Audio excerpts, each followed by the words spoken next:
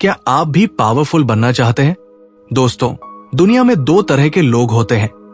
एक जो खेल के नियमों को समझते हैं और उसी हिसाब से आगे बढ़ते हैं, और दूसरे जो अनजाने में दूसरों के हाथों की कठपुतली बन जाते हैं। आप कौन बनना चाहेंगे? सत्ता, प्रभाव और सफलता पाने के पीछे कुछ छुपे हुए नियम होते हैं जो स्कूल कॉलेज में नहीं सिखाए जाते। इन्हें वही लोग समझते हैं जो इस खेल में महारत हासिल कर चुके होते हैं। अगर आप भी इस खेल में खुद को मजबूत बनाना चाहते हैं तो आपको ये नियम सीखने होंगे, और इन्हीं गुप्त नियमों को बताया गया है दी 48 लॉज ऑफ पावर में। क्या आपने कभी सोचा है कि इतिहास में कुछ लोग कैसे पूरी दुनिया पर राज कर गए? नेपोलियन, चाणक्य, शिवाजी महाराज और भी कई महान नेता, ये सभी सत्ता के इन नियमों को जानते थे और इसी वजह से इन्होंने इतिहास रच दिया। लेकिन जो लोग इन नियमों को समझने में चूक गए, वे या तो मिट गए या किसी और की छाया में जीते रहे।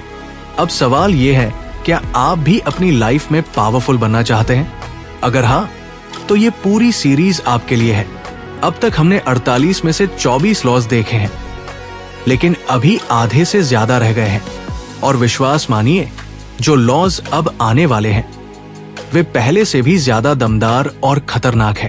तो अगर आप नहीं चाहते कि कोई आपकी कमजोरियों का फायदा उठाए, अगर आप चाहते हैं कि आप अपनी जिंदगी के असली मालिक बने, तो इस सीरीज का एक भी भाग मिस न करें। एंड तक वीडियो को देखे चलिए शुरू करते हैं। Law 25, recreate yourself. स्वयं को फिर से गढ़े। एक समय की बात है, एक साधारण से कलाकार ने अपनी प्रतिभा से पूरी दुनिया को चौंका दिया। वो कोई और नहीं बल्कि पाब्लो पिकासो थे। शुरुआत में वे भी अन्य चित्रकारों की तरह ही काम कर रहे थे, लेकिन जल्द ही उन्होंने समझ लिया कि अगर उन्हें भीड़ से अलग दिखना है तो खुद को फिर से गढ़ना होगा। उन्होंने अपनी कला में ऐसे प्रयोग किए जिसने उन्हें अनोखा बना दिया। उन्होंने कभी खुद को एक ही रूप में सीमित नहीं किया, बल्कि समय समय पर अपने व्यक्तित्व और कला को नया रूप दिया। यही कारण था कि वे इतिहास के महानतम कलाकारों में से एक बन गए। अब जरा सोचिए, अगर पिकासो हमेशा वही पुरानी शैली अपनाए रखते तो क्या वे इतने प्रसिद्ध होते? शायद नहीं। यही लॉ 25 हमें सिखाता है, अगर आप खुद को फिर से नहीं गढ़ते तो दुनिया आपको पुराने रूप में ही देखती रहेगी और आप भीड़ में खो जाएंगे। सिर्फ स्थिति के अनुसार खुद को ढालना काफी नहीं, खुद को फिर से गढ़ना जरूरी है। दुनिया उन लोगों की इज्जत करती है जो अपने व्यक्तित्व को बार बार निखारते हैं, जो खुद को एक सीमित पहचान में कैद नहीं रखते, बल्कि समय के साथ अपने किरदार को नया रूप देते हैं। अगर आप इतिहास में देखें तो जितने भी महान लोग हुए हैं, उन्होंने खुद को समय के हिसाब से ढाला और बार बार नया रूप दिया। नेपोलियन बोनापार्ट एक मामूली सैनिक था, लेकिन उसने खुद को एक कुशल रणनीतिकार और सम्राट के रूप में गढ़ा। महात्मा गांधी एक वकील थे, लेकिन उन्होंने खुद को एक स्वतंत्रता सेनानी के रूप में पुनः स्थापित किया। आप भी अपने जीवन में वही कर सकते हैं। अगर आप किसी पहचान में फंस गए हैं जिसे आप बदलना चाहते हैं, तो सिर्फ इंतजार करने से कुछ नहीं होगा। आपको खुद ही अपने व्यक्तित्व को गढ़ना होगा। अगर आप अपने करियर, व्यक्तित्व या जीवन में बदलाव चाहते हैं, तो आपको अपनी छवि को खुद से बदलना होगा, ताकि लोग आपको एक नए नजरिए से देखें। कैसे खुद को फिर से गढ़े? 1. अपनी पुरानी पहचान से बाहर निकले। कई बार लोग हमें एक निश्चित तरीके से देखने लगते हैं। अगर आप किसी दायरे में बंधे हैं और आपको लगता है कि ये पहचान आपको आगे बढ़ने नहीं दे रही, तो इसे बदलना शुरू करें। खुद को एक नए रोल में पेश करें। 2. नई योग्यताएं सीखें। अगर आपको एक नया करियर बनाना है या अपने व्यक्तित्व में कुछ जोड़ना है, तो नई स्किल सीखना शुरू करें। जितना ज्यादा आप खुद को निखारेंगे, उतना ही लोग आपको एक नए रूप में देखेंगे। 3. खुद की ब्रांडिंग करें। आज की दुनिया में ब्रांडिंग सिर्फ कंपनियों के लिए नहीं, बल्कि व्यक्तियों के लिए भी जरूरी है। आप अपने पहनावे, बोलचाल और काम करने के तरीके से अपनी छवि को नया रूप दे सकते हैं। 4. अपनी सीमाएं तोड़ें। अगर आप हमेशा एक ही तरह से सोचते और काम करते हैं तो आप कभी बदलाव नहीं ला पाएंगे। कुछ नया करें, जोखिम उठाएं और अपने अंदर छुपी हुई संभावनाओं को खोजें। 19वीं सदी में बेंजामिन डिजरायली नाम के एक व्यक्ति ने राजनीति में कदम रखा। पहले चुनाव में उन्हें बुरी तरह हार मिली और लोग उनका मजाक उड़ाने लगे, लेकिन डिजरायली ने हार मानने के बजाय खुद को फिर से गढ़ने का फैसला किया। उन्होंने अपनी भाषा शैली, अपनी विचारधारा और अपनी पूरी छवि को बदला। कुछ ही वर्षों में वे इंग्लैंड के प्रधानमंत्री बन गए और आज भी इतिहास में उनके योगदान को याद किया जाता है। इसी तरह अगर आप अपने जीवन में सफल होना चाहते हैं तो आपको खुद को बार बार नया रूप देना होगा। दुनिया उन्हीं को सलाम करती है जो खुद को निखारने में विश्वास रखते हैं। अगर आप चाहते हैं कि दुनिया आपको नए नजरिए से देखे तो इंतजार मत कीजिए, अभी से अपनी छवि पर काम करना शुरू कर दीजिए। एक नई शुरुआत कीजिए, अपनी पहचान को फिर से परिभाषित कीजिए और दुनिया को बताइए कि आप कौन हैं। याद रखिए, जो अपने आप को नहीं बदलता उसे समय बदल देता है। Law 26, keep your hands clean, अपने हाथ साफ रखें।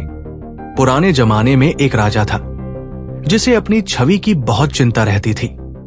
वो चाहता था कि जनता उसे एक न्यायप्रिय, दयालु और महान शासक के रूप में देखे, लेकिन सच्चाई यह थी कि राजमहल के भीतर बहुत सी साजिशें चलती थी, युद्ध छेड़े जाते थे और विरोधियों को खत्म किया जाता था।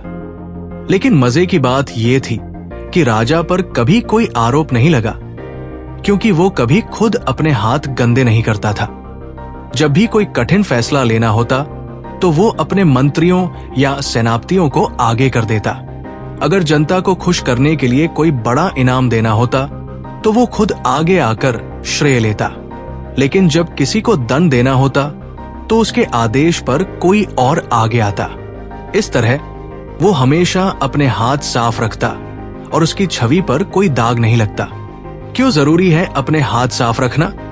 इस दुनिया में ताकतवर लोग वही होते हैं जो खुद को विवादों से दूर रखते हैं। वे अपने खेल खेलते हैं, लेकिन उनके हाथ कभी गंदे नहीं होते। वे अपने काम दूसरों से करवाते हैं ताकि जब कोई गड़बड़ हो तो आरोप उन पर न लगे। अगर आप खुद को ताकतवर बनाना चाहते हैं तो आपको भी ये सीखना होगा कि कैसे अपने हाथ साफ रखें। इसका मतलब ये नहीं कि आप गलत काम करें, बल्कि इसका मतलब ये है कि अगर कोई कठिन या विवादास्पद फैसला लेना हो तो आप खुद को बचाकर रखें और कोई और इसे अंजाम दे। कैसे रखें अपने हाथ साफ? 1. हमेशा बीच का रास्ता अपनाएं। अगर आप किसी मुश्किल परिस्थिति में हैं तो सीधा टकराने की बजाय कोई ऐसा तरीका निकालें जिससे आपकी छवि साफ बनी रहे। 2. दूसरों को आगे रखें। अगर कोई कठिन या कड़वा फैसला लेना हो तो उसे खुद न ले, किसी और को आगे करिए ताकि दोष आप पर ना आए। 3. अपनी छवि का ध्यान रखें। दुनिया में लोग आपकी छवि को देखकर फैसला करते हैं कि आप कैसे इंसान हैं। अगर आप चाहते हैं कि लोग आपको एक ईमानदार और भरोसेमंद व्यक्ति समझें तो अपनी छवि को हमेशा साफ सुथरा बनाए रखें। 17वीं सदी में एक शक्तिशाली कार्डिनल रिकेलियू फ्रांस के राजा के सबसे खास सलाहकार थे। वे राजनीति में माहिर थे और उन्होंने कई बड़े फैसले लिए, लेकिन उनका नाम कभी किसी विवाद में नहीं आया। उन्होंने हमेशा अपने आदेश दूसरों से पूरे करवाए और खुद को साफ सुथरा बनाए रखा। यही वजह थी कि वे लंबे समय तक अपनी सत्ता बनाए रख सके। अगर आप भी अपनी शक्ति को बनाए रखना चाहते हैं तो ये सीखिए कि कैसे अपने हाथ साफ रखें। याद रखिए, इस दुनिया में वही लोग लंबे समय तक टिकते हैं जो खुद को विवादों से बचाकर रखते हैं। तो क्या आप भी अपनी छवि को बेदाग बनाए रखने के लिए तैयार हैं? Law 27, play on people's need to believe to create a cult like following. लोगों की आस्था की जरूरत को समझकर एक मजबूत अनुयायी समूह बनाएं। कहते हैं कि दुनिया में हर इंसान को किसी न किसी चीज पर विश्वास करने की जरूरत होती है, चाहे वो कोई विचार हो, कोई नेता हो या फिर कोई सिद्धांत। अगर आप किसी को अपने पक्ष में करना चाहते हैं तो आपको उनके इस विश्वास की जरूरत को समझना होगा और उसका सही उपयोग करना होगा। कहानी जो आपको सोचने पर मजबूर कर देगी। सालों पहले एक छोटा सा गांव था जहां एक संत आए। वे बहुत ज्ञानी थे और उनकी बातें लोगों को जादू की तरह लगती थी। उन्होंने कहा, अगर तुम मेरा अनुसरण करोगे तो तुम्हारी हर समस्या हल हो जाएगी। गांव के लोग वैसे भी परेशान थे, उन्हें उम्मीद की जरूरत थी। धीरे धीरे हर कोई उनकी बातें मानने लगा। वे संत जो भी कहते, लोग उसे बिना सवाल किए स्वीकार कर लेते। फिर एक दिन उन्होंने अपने अनुयायियों से कहा कि अगर वे अपने धन का त्याग करेंगे तो वे ईश्वर के और करीब पहुंच जाएंगे। लोगों ने खुशी खुशी अपना सब कुछ उन्हें सौंप दिया। कुछ समय बाद वो संत वहां से गायब हो गए और गांव के लोग ठगे से रह गए। अब यहां सवाल ये नहीं कि वो संत सही थे या गलत। असली बात यह थी कि उन्होंने लोगों की आस्था की जरूरत को समझा और उसे अपनी शक्ति बढ़ाने के लिए इस्तेमाल किया। यही इस लॉ का मूल सार है। अगर आप लोगों की गहरी इच्छाओं और विश्वास की जरूरत को समझेंगे तो आप उन्हें अपने पक्ष में कर सकते हैं। कैसे बनाएं एक मजबूत अनुयायी समूह? एक बड़ा विचार या उद्देश्य दे। लोग अपने जीवन में कुछ महान मानना चाहते हैं। अगर आप उन्हें कोई बड़ा उद्देश्य देंगे तो वे आपके साथ जुड़ेंगे। उदाहरण के लिए, सफल नेता हमेशा कोई न कोई बड़ा वादा करते हैं, जैसे एक बेहतर भविष्य, न्याय या क्रांति। 2, उन्हें लगने दे कि वे खास है। लोगों को अगर ये एहसास हो जाए कि वे किसी खास मिशन का हिस्सा हैं, तो वे आपके लिए कुछ भी करने को तैयार रहेंगे। यही कारण है कि कई कंपनियां अपने ग्राहकों को एक खास समूह का हिस्सा महसूस कराती है। 3, रहस्य और आकर्षण बनाए रखें। अगर आप सब कुछ साफ साफ बता देंगे तो लोग जल्दी रुचि खो देंगे। इसलिए हमेशा कुछ रहस्य बनाए रखें जिससे लोग आपको और जानने की कोशिश करें। 4, विरोधियों को निशाना बनाएं। हर महान समूह के पास एक दुश्मन होता है। यह दुश्मन असली भी हो सकता है या फिर काल्पनिक। लोग तभी एकजुट होते हैं जब उन्हें लगे कि वे किसी के खिलाफ खड़े हैं। एक ऐतिहासिक उदाहरण, हिटलर और उसकी विचारधारा। 20वीं सदी में हिटलर ने जर्मनी के लोगों को यह विश्वास दिलाया कि वे दुनिया की सबसे महान जाति है और उनके सारे दुखों के लिए कुछ खास समुदाय जिम्मेदार है। इसने जर्मन जनता को एकजुट कर दिया और वे उसके अंधभक्त बन गए। इस लॉ को अपनाकर दुनिया के कई महान नेता, धार्मिक गुरु और बिजनेसमैन लोगों को अपनी ओर आकर्षित कर चुके हैं। आप भी अगर किसी क्षेत्र में अपनी शक्ति बढ़ाना चाहते हैं तो लोगों की विश्वास करने की जरूरत को समझिए और इसे सही तरीके से उपयोग करिए। Law 28, interaction with boldness. कदम उठाएं लेकिन पूरे आत्मविश्वास के साथ। कहते हैं कि डर कमजोर को और कमजोर बना देता है, लेकिन हिम्मत रखने वाला अपनी किस्मत खुद लिखता है। इस लॉ का सार यही है, अगर आप कोई काम करने जा रहे हैं तो उसे पूरे आत्मविश्वास और साहस के साथ करें। झिझक या डर से आपकी कमजोरी साफ झलक जाएगी और लोग आपको हल्के मिलेंगे। कहानी जो आपको सोचने पर मजबूर कर देगी। एक बार की बात है, 2 व्यापारी एक ही तरह का व्यापार करते थे। पहले व्यापारी ने बहुत सोच विचार करके धीरे धीरे कदम बढ़ाया। वो हर चीज को परखता, बार बार निर्णय बदलता और हर जोखिम से बचने की कोशिश करता। दूसरी ओर दूसरा व्यापारी आत्मविश्वास से भरा था। उसने अपने व्यापार में बड़े फैसले लिए, जोखिम उठाए और अपने प्रतिस्पर्धियों के सामने मजबूती से खड़ा रहा। कुछ ही समय में दूसरा व्यापारी बड़ा नाम बन गया, जबकि पहला अभी भी संदेह और डर में फंसा रह गया।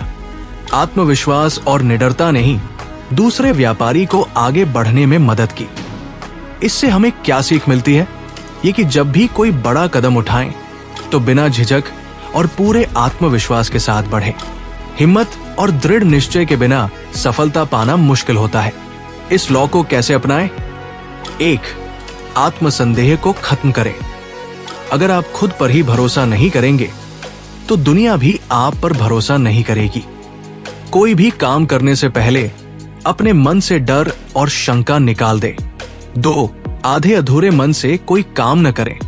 अगर आप कोई काम पूरे जोश और विश्वास के साथ करेंगे तो लोग भी आपकी बात मानेंगे, लेकिन अगर आप संकोच करेंगे तो लोग आपको गंभीरता से नहीं लेंगे। 3. किसी भी स्थिति में निर्णायक बने। दुनिया अनिर्णायक लोगों की इज्जत नहीं करती। अगर आप किसी मौके को लेकर असमंजस में रहेंगे तो वो मौका आपके हाथ से निकल जाएगा। 4. आलोचना से न डरें। बड़े फैसले लेने वाले लोगों को अक्सर आलोचनाओं का सामना करना पड़ता है, लेकिन ये याद रखें कि जो लोग सबसे ज्यादा सफल होते हैं वे वही होते हैं जो आलोचनाओं की परवाह किए बिना आगे बढ़ते हैं। इतिहास से एक प्रेरक उदाहरण, नेपोलियन बोनापार्ट एक साधारण सैनिक से फ्रांस का सम्राट कैसे बना। उसका सबसे बड़ा गुण था निर्णायक होना और किसी भी स्थिति में पूरे आत्मविश्वास से कदम बढ़ाना। जब वो युद्ध के मैदान में उतरता तो उसकी हिम्मत और आत्मविश्वास दुश्मनों को डराने के लिए काफी होते। वो जोखिम लेने से नहीं डरता था और यही उसे इतिहास के सबसे महान सैन्य नेताओं में से एक बनाता है। इस लॉ को अपनी जिंदगी में कैसे लागू करें? अगर आप कोई नया बिजनेस शुरू करना चाहते हैं तो झिझके नहीं, पूरे विश्वास के साथ कदम बढ़ाएं। किसी भी अवसर को हाथ से जाने न दें, बस इस डर से कि अगर फेल हो गया तो। लोगों की राय की चिंता किए बिना अपने निर्णय लें और उनके साथ पूरी ईमानदारी से खड़े रहें। याद रखें, जो सबसे ज्यादा जोखिम उठाने की हिम्मत रखता है वही सबसे ज्यादा सफलता हासिल करता है। Law 29, plan all the way to the end. हर चीज की पहले से योजना बनाएं, अंत तक सोचें। अगर आप कोई बड़ा काम करना चाहते हैं तो बस शुरुआत करना ही काफी नहीं है।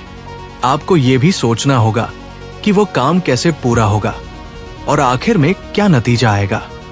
आधे अधूरे और बिना सोचे समझे किए गए काम अक्सर असफलता में बदल जाते हैं। ये लॉ हमें सिखाता है कि किसी भी योजना को शुरू करने से पहले उसका पूरा खाका तैयार कर लेना चाहिए। एक कहानी जो आपको सिखाएगी कि अंत तक सोचना क्यों जरूरी है।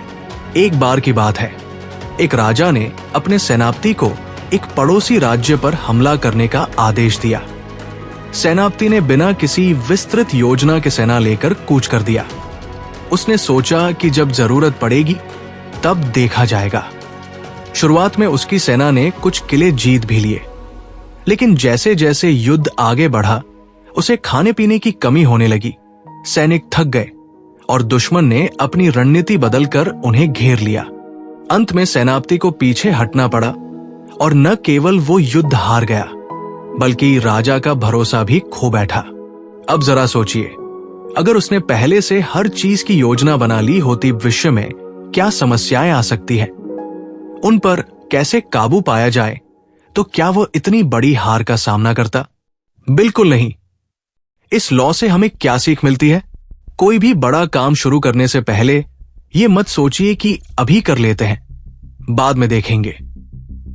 हमेशा सोचिए कि अंत में क्या परिणाम आएगा और रास्ते में कौन कौन सी मुश्किलें आ सकती हैं। अगर आप अपने लक्ष्य की पूरी योजना पहले से बना लेते हैं तो आप रास्ते में आने वाली बाधाओं से आसानी से निपट सकते हैं। इतिहास से एक उदाहरण, अलेक्जेंडर द ग्रेट की रणनीति। अलेक्जेंडर द ग्रेट ने अपनी जीत की योजना सालों पहले ही बना ली थी। जब उसने फारस पर आक्रमण किया तो उसकी हर चाल पहले से तय थी। वो ये भी जानता था कि उसे कितनी दूर तक जाना है, कब रुकना है और दुश्मन की कौन सी कमजोरियों का फायदा उठाना है। यही वजह थी कि उसने अपनी जिंदगी में कभी कोई बड़ी जंग नहीं हारी। इस लॉ को अपनी जिंदगी में कैसे लागू करें? 1. हर काम के लिए पहले से रणनीति बनाएं। अगर आप कोई नया बिजनेस शुरू कर रहे हैं तो केवल पैसे लगाने की नहीं बल्कि सफलता तक पहुंचने की पूरी योजना बनाएं। 2.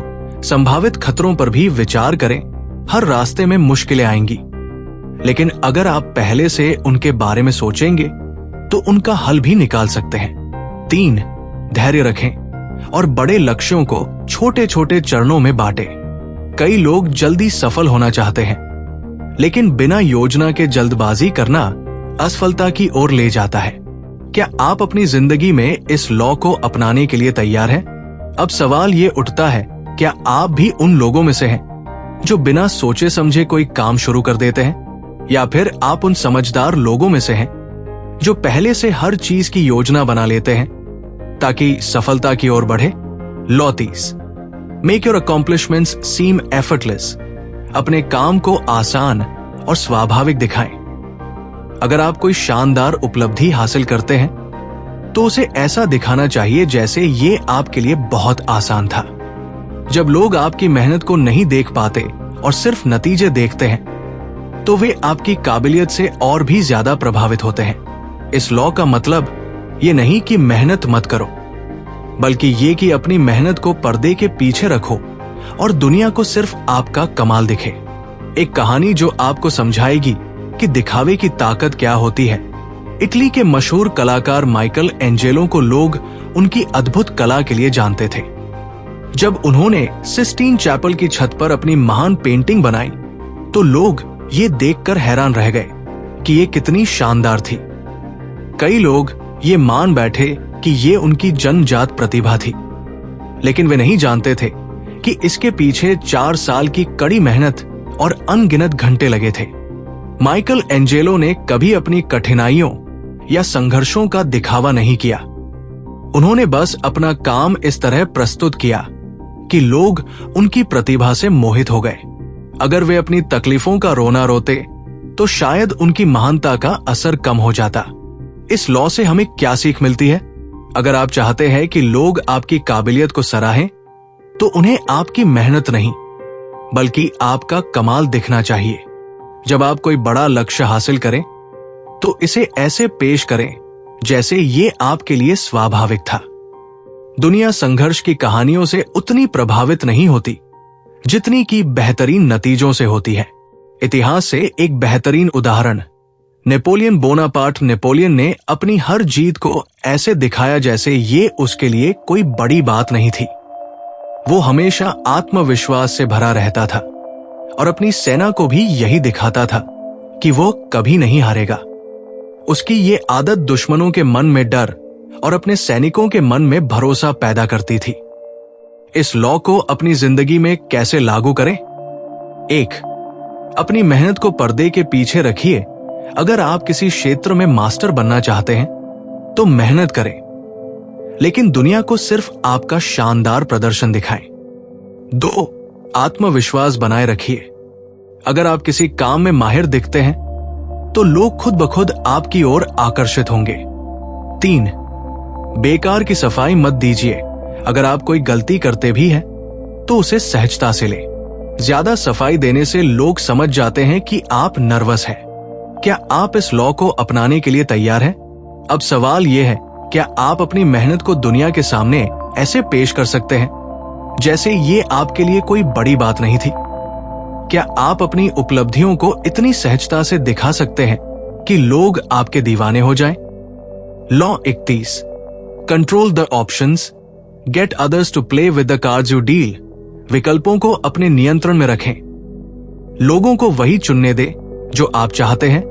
कहानी की शुरुआत, कल्पना कीजिए कि आप एक शतरंज के खेल में हैं। सामने वाला खिलाड़ी चाहे जितनी चालें सोचे, लेकिन असली नियंत्रण आपके हाथ में हो, क्योंकि आप ही वो सीमाएं तय कर रहे हैं जिनके अंदर उसे खेलना है। अब सोचिए, अगर जिंदगी में भी ऐसा हो तो? अगर आप लोगों को इस तरह विकल्प दें कि वे जो भी चुने, अंत में फायदा आपका ही हो। यही इस लॉ की ताकत है। नेपोलियन की चालाकी नेपोलियन बोनापार्ट को अपने दुश्मनों को मात देने के लिए उनकी सीमाओं को नियंत्रित करने की कला बखूबी आती थी। जब वो किसी देश पर हमला करता तो सामने वाले के पास 2 ही विकल्प होते, या तो समर्पण कर दे या फिर ऐसी लड़ाई लड़े जिसमें जीतने की कोई संभावना ही न हो। दिलचस्प बात यह थी कि दोनों ही हालात में जीत नेपोलियन की होती। नेपोलियन हमेशा यह तय करता था कि लड़ाई कहां होगी, कैसे होगी और किस हालात में होगी। उसने कभी भी अपने दुश्मनों को पूरी आजादी नहीं दी कि वे खेल के नियम तय कर सके। आप इसे अपनी जिंदगी में कैसे लागू कर सकते हैं? 1. विकल्पों को सीमित करें, लेकिन ऐसा लगे कि चुनाव सामने वाले का है। अगर आप किसी को कोई प्रस्ताव दे रहे हैं तो 2 या 3 विकल्प दें, लेकिन हर विकल्प ऐसा हो कि जो भी चुना जाए आपको ही फायदा मिले। उदाहरण के लिए, अगर आप किसी ग्राहक को कोई प्रोडक्ट बेचना चाहते हैं तो उसे ये मत कहिए कि क्या आप ये खरीदेंगे, बल्कि कहिए क्या आप अब पैक खरीदेंगे या भी पैक। इससे मना करने की गुंजाइश कम हो जाती है। 2. राजनीति और सत्ता में भी यही होता है। बड़े नेता हमेशा जनता को नियंत्रित करने के लिए उन्हें सीमित विकल्प देते हैं। चुनावों में भी पार्टियां ऐसे मुद्दे उठाती हैं कि जनता को उन्हीं के बनाए विकल्पों में से चुनना पड़े। असली ताकत उन्हीं के हाथ में रहती है जो चुनाव के दायरे को तय करते हैं। 3. रिश्तों में भी इस लॉ का उपयोग किया जा सकता है। मान लीजिए आपको अपने दोस्त को किसी फिल्म के लिए मनाना है। सीधा मत कहिए क्या तुम फिल्म देखने चलोगे, बल्कि कहिए क्या हम अब मूवी देखेंगे या भी मूवी। इस तरह मना करने की संभावना काफी कम हो जाती है। क्यों जरूरी है इस लॉ को अपनाना? अगर आप दूसरों को पूरी आजादी देते हैं तो वे अपने हिसाब से फैसले लेंगे, और जरूरी नहीं कि वो आपके पक्ष में हो। लेकिन अगर आप सीमित विकल्प दें और खेल के नियम खुद तय करें तो आप हमेशा नियंत्रण में रहेंगे। याद रखिए, लोगों को हमेशा ये भ्रम देना चाहिए कि वे अपने हिसाब से चुनाव कर रहे हैं, लेकिन असल में वे उन्हीं विकल्पों में से चुन रहे होंगे जिन्हें आपने पहले से तय कर रखा है। Law 32, play to people's fantasies. लोगों के सपनों को सच करने का भ्रम पैदा करें। कभी कभी हकीकत बहुत कठोर होती है और लोग इससे बचने के लिए कल्पनाओं की दुनिया में रहना पसंद करते हैं। जो व्यक्ति उनकी कल्पनाओं को सच करने का भ्रम पैदा कर सकता है वही असली ताकत हासिल करता है। इतिहास में जितने भी करिश्माई नेता, व्यापारी और प्रभावशाली लोग हुए हैं, उन्होंने इस लॉ का बखूबी इस्तेमाल किया है। कहानी द जादूगर राजा। 16वीं शताब्दी में इटली में एक रहस्यमयी व्यक्ति था, अलेसेंड्रो कॉलियोस्ट्रो। ये व्यक्ति साधारण नहीं था, बल्कि खुद को एक जादूगर, भविष्यवक्ता और अमर आत्मा बताता था। लोग उसकी ओर खिंचे चले आते क्योंकि वह उनकी कल्पनाओं को सच करने का वादा करता था। वो कहता, मैं तुम्हारे भाग्य को बदल सकता हूं, मैं तुम्हें अमीर बना सकता हूं, मैं तुम्हें हमेशा जवान रख सकता हूं। उसकी बातों में इतनी शक्ति थी कि बड़े बड़े राजा, रानियां और अमीर लोग उसके शिष्य बनने लगे। हकीकत यह थी कि वो सिर्फ एक चालाक व्यक्ति था जो लोगों की भावनाओं और कल्पनाओं को अपने फायदे के लिए इस्तेमाल कर रहा था। लेकिन फिर भी लोग उसके पीछे दीवाने थे क्योंकि वो उन्हें वो चीजें देने का वादा करता था जिसकी उन्हें सबसे ज्यादा चाहत थी। आज के दौर में ये लॉ कैसे लागू होता है? 1. मार्केटिंग और ब्रांडिंग में इसका जबरदस्त इस्तेमाल होता है। क्या आपने कभी सोचा है कि कुछ ब्रांड इतने ज्यादा बिकते क्यों हैं? क्योंकि वे सिर्फ एक प्रोडक्ट नहीं बेचते, बल्कि एक सपना बेचते हैं। एक महंगी घड़ी बेचने वाला कहेगा, ये सिर्फ समय दिखाने की मशीन नहीं है, ये आपकी सफलता का प्रतीक है। एक लग्जरी कार कंपनी कहेगी, ये सिर्फ एक कार नहीं, बल्कि एक लाइफस्टाइल है। वे ग्राहकों को उनके सपने जीने का एहसास दिलाते हैं और लोग इसी जादू में फंस जाते हैं। 2. राजनीति में भी यही खेल चलता है। नेता जनता से वही वादे करते हैं जो वे सुनना चाहते हैं। वे बड़े बड़े सपने दिखाते हैं, हम गरीबी खत्म कर देंगे, हम हर किसी को नौकरी देंगे, हम देश को सबसे शक्तिशाली बना देंगे। ये वादे सच होंगे या नहीं, ये बात की बात है, लेकिन चुनाव जीतने के लिए लोगों की कल्पनाओं को छूना जरूरी होता है। 3. बिजनेस और करियर में इसका उपयोग करें। अगर आप एक बिजनेस चला रहे हैं तो ग्राहकों को सिर्फ प्रोडक्ट मत बेचिए, बल्कि उन्हें उनकी कल्पनाओं की दुनिया का हिस्सा बनाइए। मान लीजिए आप एक फिटनेस कोच हैं। अगर आप सिर्फ ये कहेंगे, मेरे वर्कआउट से वजन कम होगा, तो हो सकता है लोग ज्यादा आकर्षित न हों। लेकिन अगर आप कहें, मेरे वर्कआउट से आप अपनी ड्रीम बॉडी पा सकते हैं और सबका ध्यान खींच सकते हैं, तो लोग खुद ब खुद आकर्षित होंगे। इस लॉ का सही इस्तेमाल कैसे करें? लोगों की गहरी इच्छाओं और सपनों को समझें। उन्हें यह महसूस कराएं कि आप उनके सपनों को हकीकत में बदल सकते हैं। ऐसा माहौल बनाएं जहां वे आपकी बातों पर विश्वास करें। ध्यान रहे, झूठे वादे न करें, बल्कि उनकी उम्मीदों को एक वास्तविक दिशा देने की कोशिश करें। क्यों यह लॉ इतना महत्वपूर्ण है? लोग कल्पनाओं के गुलाम होते हैं। वे सच्चाई से ज्यादा उन चीजों को मानते हैं जो उनकी उम्मीदों को जिंदा रखती है। जो व्यक्ति उनकी कल्पनाओं को पकड़ सकता है, वही उनकी दुनिया पर राज कर सकता है। Law 33, discover each man's thumbscrew. हर व्यक्ति की कमजोरी को पहचानिए और उसका इस्तेमाल कीजिए। हर इंसान के भीतर कोई न कोई कमजोरी होती है, कोई भावनात्मक लगाव, कोई डर, कोई अधूरी ख्वाहिश। अगर आप किसी व्यक्ति की इस कमजोरी को पहचान ले तो आप उसके ऊपर नियंत्रण पा सकते हैं। यही लॉ 33 का मूल मंत्र है। दूसरों की सबसे छुपी हुई कमजोरियों को समझना और अपनी ताकत के लिए उनका उपयोग करना। कहानी राजा और उसके दरबारी। पुराने समय की बात है। एक राज्य में राजा को अपने मंत्रियों पर शक होने लगा कि वे उसकी सत्ता के खिलाफ साजिश रच रहे हैं। लेकिन यह जानना मुश्किल था कि कौन वफादार है और कौन गद्दारी कर सकता है। राजा ने अपने गुप्तचरों को आदेश दिया कि वे हर मंत्री की निजी जिंदगी की पड़ताल करें और उनकी कमजोरियां पता करें। कुछ ही समय में राजा को कुछ चौंकाने वाली जानकारियां मिली। पहले मंत्री को जुए की लत थी। दूसरा मंत्री अपनी संतान की सुरक्षा को लेकर बहुत डरा रहता था। तीसरे मंत्री को धन की अत्यधिक लालसा थी। अब राजा के पास अपने मंत्रियों को काबू में रखने का अचूक हथियार था। जब भी कोई मंत्री विद्रोह करने की सोचता, राजा उसकी कमजोरी का इस्तेमाल करता और उसे अपने पक्ष में झुका लेता। इस तरह राजा ने बिना किसी युद्ध के अपनी सत्ता को सुरक्षित रखा। आज के दौर में ये लॉ कैसे लागू होता है? 1. बिजनेस और मार्केटिंग में बड़ी कंपनियां ग्राहकों की इच्छाओं और कमजोरियों का गहराई से अध्ययन करती है। अगर कोई व्यक्ति आत्मविश्वास की कमी महसूस करता है तो कॉस्मेटिक और फिटनेस इंडस्ट्री उसे अपने प्रोडक्ट से बेहतर दिखने का वादा करती है।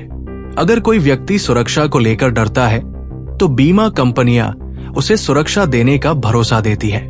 अगर कोई व्यक्ति अकेलापन महसूस करता है तो सोशल मीडिया प्लेटफॉर्म उसे दोस्तों और लाइक्स का भ्रम देते हैं। हर सफल ब्रांड अपने ग्राहक की किसी न किसी कमजोरी को पहचानकर उसे अपनी ताकत बनाता है। 2. ऑफिस और करियर में अगर आप अपने बॉस या सहकर्मियों की कमजोरियों को समझते हैं तो आप अपनी स्थिति मजबूत कर सकते हैं। अगर आपका बॉस तारीफ सुनना पसंद करता है तो उसे उसकी सफलताओं की याद दिलाइए। अगर कोई सहकर्मी असुरक्षित महसूस करता है तो उसे भरोसा दिलाकर अपने पक्ष में कीजिए। अगर किसी को आगे बढ़ने का जुनून है तो उसे ऐसा मौका दीजिए जिससे वो आपके लिए भी फायदेमंद हो। ये एक तरह से लोगों के स्वभाव और उनकी जरूरतों को समझने की कला है। 3. रिश्तों में भी ये लॉ काम करता है। अगर आप किसी को गहराई से जानते हैं तो आप समझ सकते हैं कि उन्हें सबसे ज्यादा क्या चाहिए, प्यार, सम्मान, समय या कुछ और। अगर आप किसी की असुरक्षा को समझ लेते हैं तो आप अपने शब्दों और कार्यों से उसे अपने पक्ष में कर सकते हैं। अगर किसी को उसकी कमजोरी के जरिए प्रभावित किया जा सकता है तो आप अपने रिश्तों को मजबूत बना सकते हैं। इस लॉ का सही इस्तेमाल कैसे करें?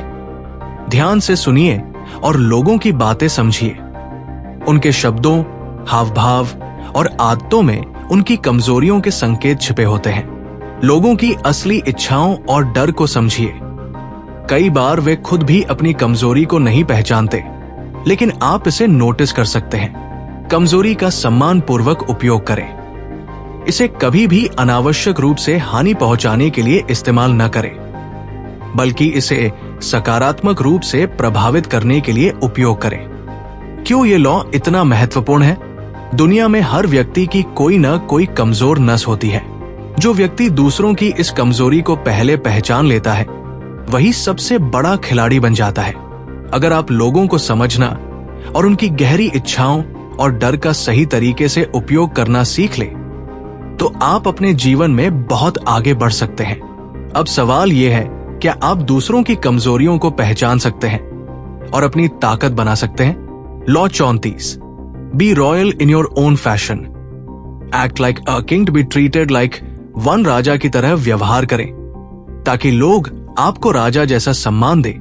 ये दुनिया वैसी ही है जैसी आप खुद को दिखाते हैं। अगर आप खुद को कमजोर दिखाएंगे तो लोग आपको नजरअंदाज करेंगे, लेकिन अगर आप आत्मविश्वास और शान से चलेंगे तो लोग आपको सम्मान देंगे। यही इस लॉ की सबसे बड़ी सीख है। खुद को राजा की तरह पेश करें और दुनिया भी आपको वैसा ही मानेगी। कहानी, नेपोलियन की शाही चाल। नेपोलियन बोनापार्ट, जो एक साधारण सैनिक था, लेकिन उसने अपने आत्मविश्वास और राजसी व्यवहार से खुद को फ्रांस का सम्राट बना लिया। जब वो सेना में था तो उसने कभी भी खुद को एक सामान्य सैनिक की तरह पेश नहीं किया। वो हमेशा सिर ऊंचा करके चलता था, जैसे कि वो पहले से ही कोई महान व्यक्ति हो। उसके शब्दों और निर्णयों में एक राजा जैसी दृढ़ता थी। वो जिस किसी से भी मिलता उसे ये एहसास कराता कि वह एक असाधारण व्यक्ति से मिल रहा है। धीरे धीरे लोगों ने उसे केवल एक सैनिक नहीं बल्कि एक महान नेता के रूप में देखना शुरू कर दिया। अंततः वो फ्रांस का सम्राट बन गया और उसका नाम इतिहास में अमर हो गया। आज के समय में ये लॉ कैसे लागू होता है? 1. ऑफिस और करियर में। अगर आप अपने करियर में आगे बढ़ना चाहते हैं तो आपको खुद को इस तरह प्रस्तुत करना होगा कि लोग आपको एक लीडर की तरह देखें। अगर आप किसी मीटिंग में जाते हैं तो आत्मविश्वास से बोलिए। अगर आप किसी टीम को लीड करना चाहते हैं तो पहले खुद को एक लीडर की तरह दिखाइए। जब आप खुद को मूल्यवान समझेंगे तभी लोग भी आपको महत्व देंगे। 2. बिजनेस और ब्रांडिंग में। हर बड़ा ब्रांड खुद को एक राजा की तरह प्रस्तुत करता है। एप्पल कभी भी खुद को सिर्फ एक मोबाइल कंपनी नहीं कहता, बल्कि ये कहता है कि वो इनोवेशन की पहचान है। रोल्स रॉयस सिर्फ एक कार नहीं बेचता, बल्कि इसे अमीरी और प्रतिष्ठा का प्रतीक बनाता है। एलोन मस्क खुद को सिर्फ एक व्यापारी की तरह नहीं दिखाते, बल्कि एक दूरदर्शी इनोवेटर के रूप में पेश करते हैं। अगर आप अपनी कीमत खुद तय नहीं करेंगे तो दुनिया आपको सस्ते में आंकने लगेगी। 3. रिश्तों में। अगर आप अपने रिश्तों में सम्मान चाहते हैं तो आपको खुद को उसी हिसाब से पेश करना होगा। अगर आप हमेशा लोगों को खुश करने की कोशिश करेंगे तो लोग आपको हल्के मिलेंगे। अगर आप अपनी सीमाओं को स्पष्ट करेंगे और सम्मान मांगेंगे तो लोग आपकी इज्जत करेंगे। अगर आप खुद को आत्मनिर्भर और आत्मविश्वास से भरा दिखाएंगे तो लोग आपको मजबूती से देखेंगे। लॉ 34 को सही तरीके से अपनाने के लिए क्या करें?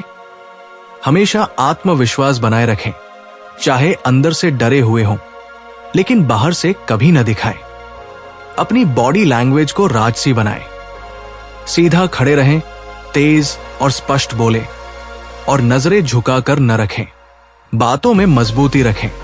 अपनी राय को संकोच के साथ न रखें, बल्कि दृढ़ता से पेश करें। खुद को कम मत आंकें। अगर आप खुद को छोटा मानेंगे तो दुनिया भी आपको छोटा समझेगी। अगर आप इस दुनिया में सम्मान और सफलता चाहते हैं तो आपको पहले खुद को सम्मान देने की आदत डालनी होगी। खुद को एक राजा की तरह पेश कीजिए और लोग आपको उसी नजर से देखने लगेंगे। अब सवाल यह है, क्या आप खुद को राजा की तरह पेश करने के लिए तैयार हैं? Law 35, master the art of timing. सही समय का आर्ट सीखें। सही समय की समझ रखें, कब इंतजार करना है और कब वार करना है। दुनिया में वही लोग सफल होते हैं जो सही समय की ताकत को समझते हैं। कुछ लोग जल्दबाजी में फैसले लेते हैं और हार जाते हैं, जबकि कुछ लोग सही मौके का इंतजार करते हैं और बाजी मार लेते हैं। ये लॉ बताता है कि अगर आप धैर्य रखते हैं, परिस्थितियों को समझते हैं और सही समय पर एकदम सटीक कदम उठाते हैं तो आप किसी भी खेल में जीत सकते हैं। कहानी, रोथस चाइल्ड का धैर्य और सही समय पर वार नेपोलियन के दौर में नथानियल रोथसचाइल्ड नाम के एक बैंकर ने अपने धैर्य और समय की समझ से अपार दौलत कमा ली।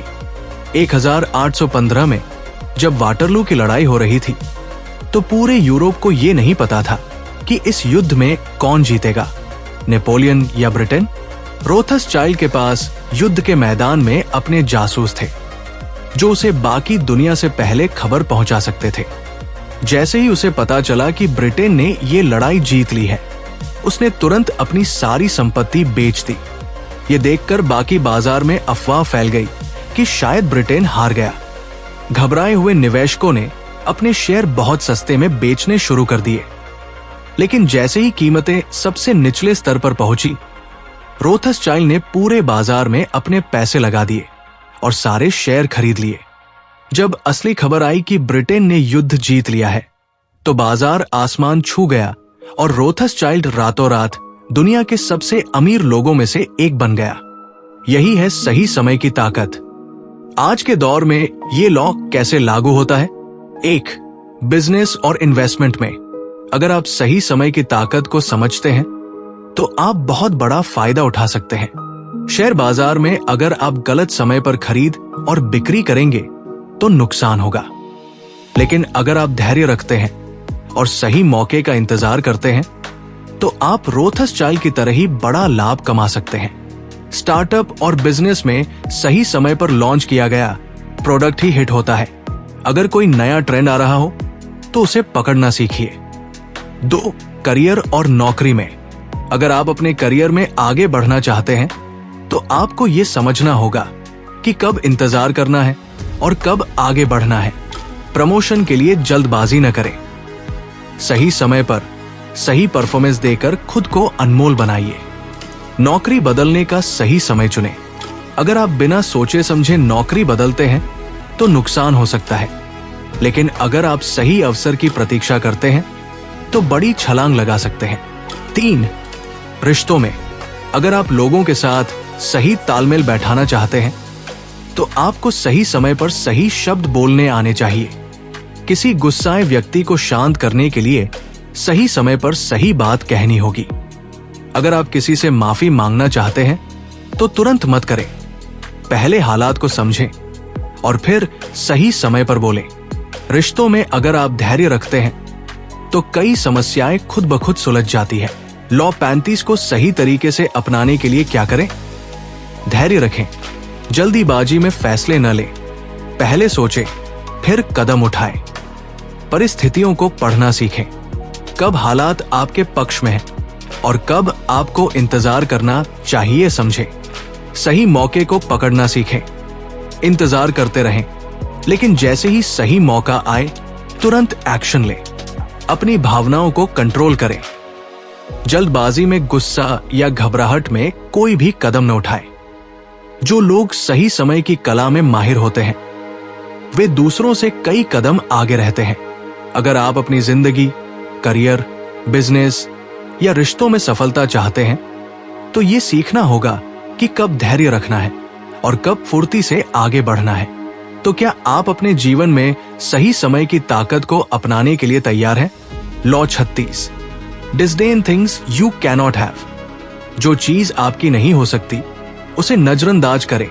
जो चीजें आपके नियंत्रण में नहीं है उन्हें महत्व देना बंद करें। यही असली ताकत है। कभी कभी हम उन चीजों के पीछे भागते रहते हैं जो हमारी पहुंच से बाहर होती है और यही हमारी कमजोरी बन जाती है। जब आप किसी चीज को पाने की बहुत ज्यादा कोशिश करते हैं तो दुनिया को दिखता है कि वह चीज आपके लिए कितनी जरूरी है और इससे आपकी कमजोरी उजागर हो जाती है। इसलिए अगर आप किसी चीज को नहीं पा सकते तो उसे महत्व देना बंद कर दें। उसे अनदेखा करें, उसका मजाक उड़ाएं या दिखाएं कि वो आपके लिए कोई मायने नहीं रखती। इससे न केवल आपकी मानसिक शांति बनी रहेगी बल्कि लोग भी आपको ज्यादा सम्मान देने लगेंगे।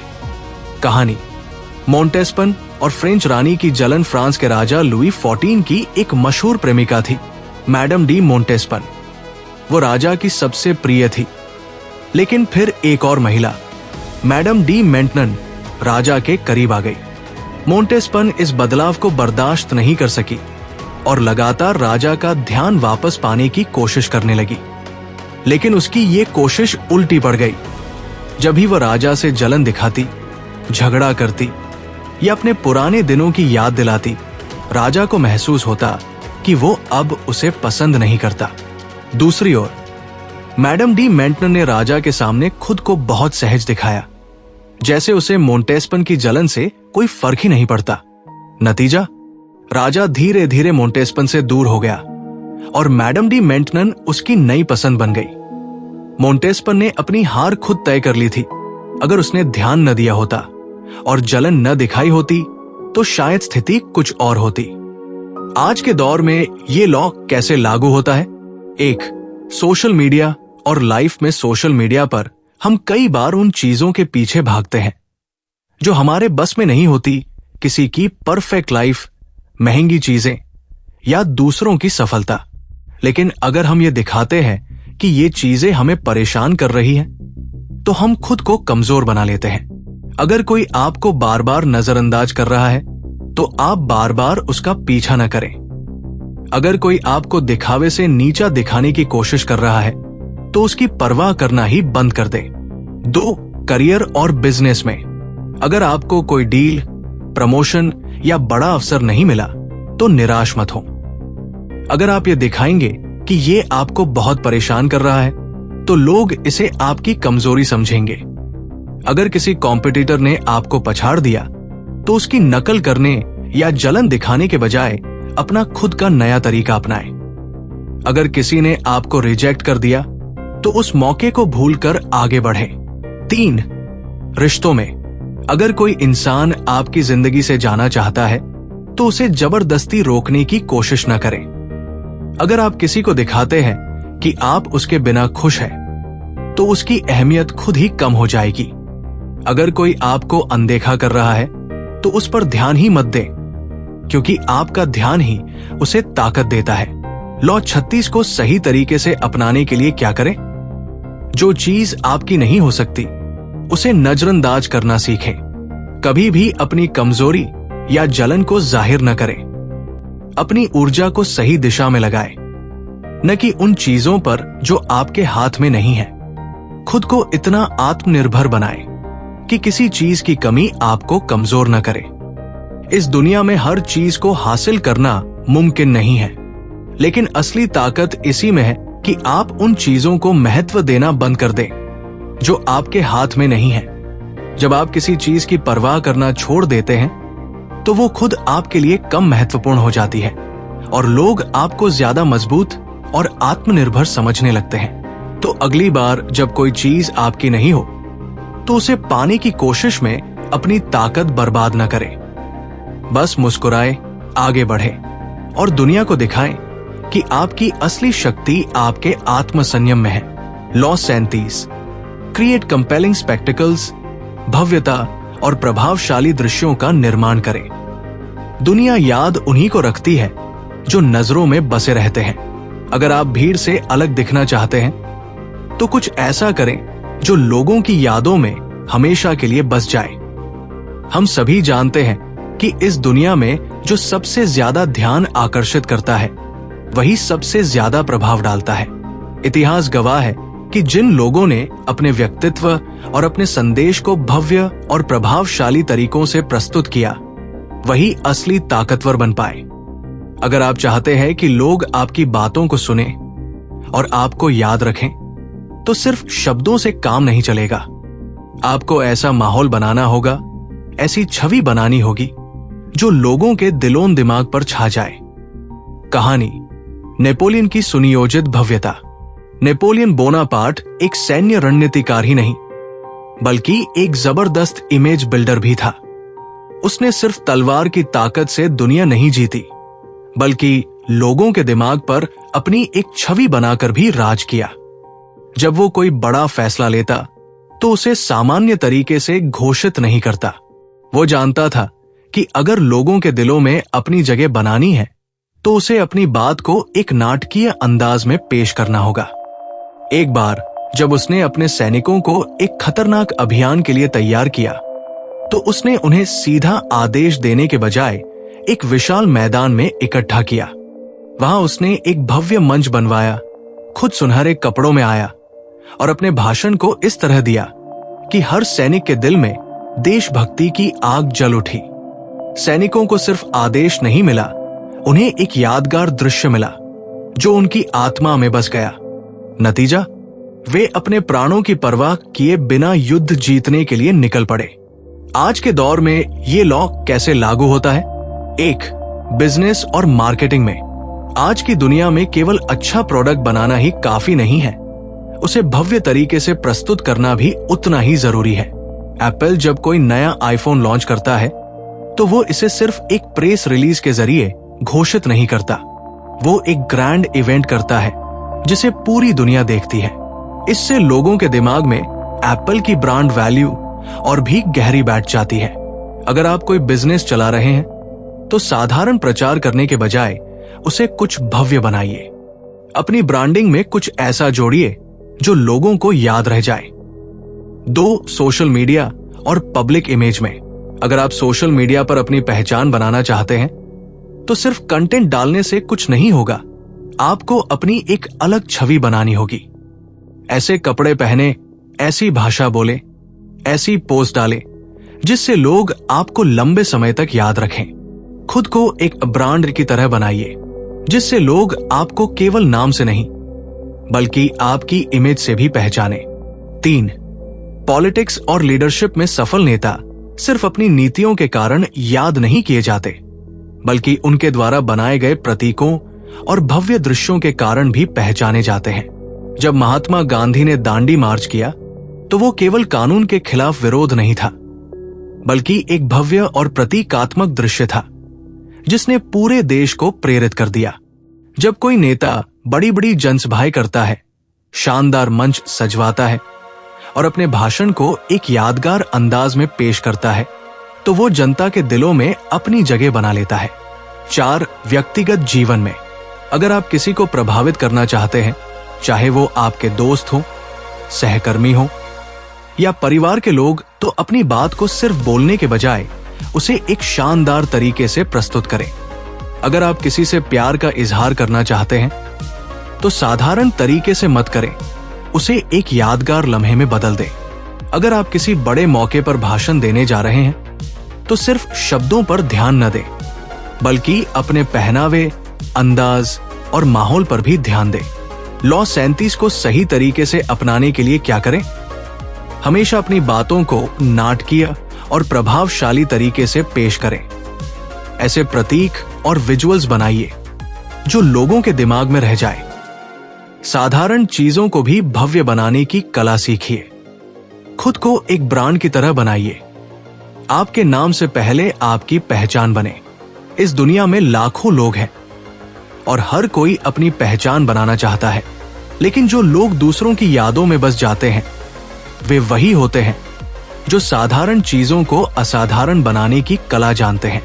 अगर आप भीड़ से अलग दिखना चाहते हैं तो आपको अपनी छवि और अपनी प्रस्तुति पर मेहनत करनी होगी। सिर्फ बोलने से नहीं, बल्कि भव्यता और प्रभावशाली दृश्यों से लोगों को आकर्षित करना होगा। याद रखिए, दुनिया उन्हीं को याद रखती है जो नजरों में बसते हैं। Law 38, think as you like but behave like others. जैसा चाहे सोचें, लेकिन दिखावा समाज के अनुसार करें। इस दुनिया में स्वतंत्र सोच की बहुत कीमत है, लेकिन अगर आप अपनी सोच को जाहिर करने में जल्दबाजी करेंगे तो लोग आपको खतरा मान लेंगे। बुद्धिमान वही है जो भीतर से अलग सोचता है लेकिन बाहर से समाज के हिसाब से चलता है। कहानी गैलीलियो और उसकी बुद्धिमानी। इटली के महान वैज्ञानिक गैलीलियो गैलीली को आज हम उसकी खोजों के लिए जानते हैं, लेकिन उसके समय में उसे समाज के गुस्से का सामना करना पड़ा जब उसने ये कहा कि सूरज नहीं बल्कि पृथ्वी घूमती है, तो चर्च और समाज के बड़े लोग भड़क उठे। उस समय के धर्मगुरु मानते थे कि पृथ्वी ब्रह्मांड का केंद्र है। गैलीलियो का यह वैज्ञानिक सत्य उनके लिए सीधी चुनौती था। नतीजा, चर्च ने उसे कटघरे में खड़ा कर दिया और सजा दी। लेकिन गैलीलियो एक बुद्धिमान इंसान था। उसने बाहर से समाज के सामने झुकने का नाटक किया, लेकिन अपनी खोजों को अंदर ही अंदर जारी रखा। वो जानता था कि अगर उसे आगे बढ़ना है तो अपनी असली सोच को छिपाकर रखना होगा। इस लॉ का महत्व, दुनिया आपको अलग सोचने की सजा दे सकती है। हम एक ऐसी दुनिया में रहते हैं जहां हर इंसान की अपनी सोच होती है, लेकिन समाज हमेशा ये चाहता है कि आप वही सोचें जो सामान्य समझा जाता है।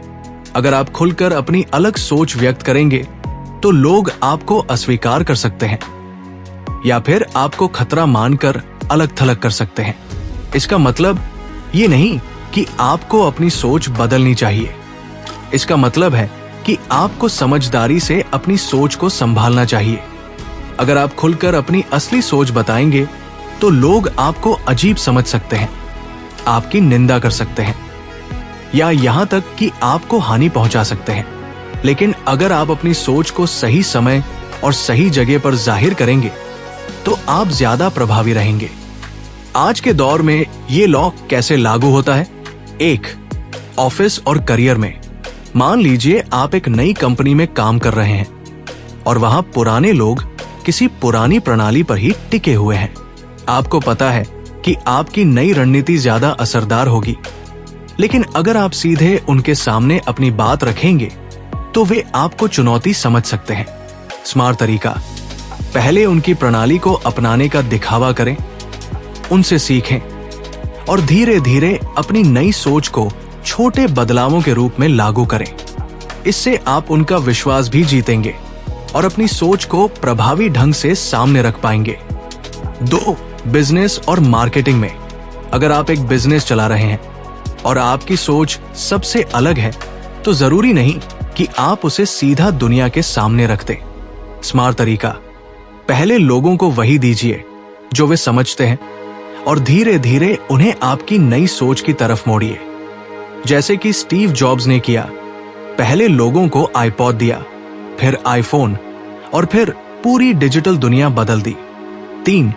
सोशल मीडिया और निजी जीवन में। सोशल मीडिया पर अगर आप बहुत अधिक अपनी राय जाहिर करते हैं तो लोग आपको ट्रोल कर सकते हैं, आप पर उंगलियां उठा सकते हैं।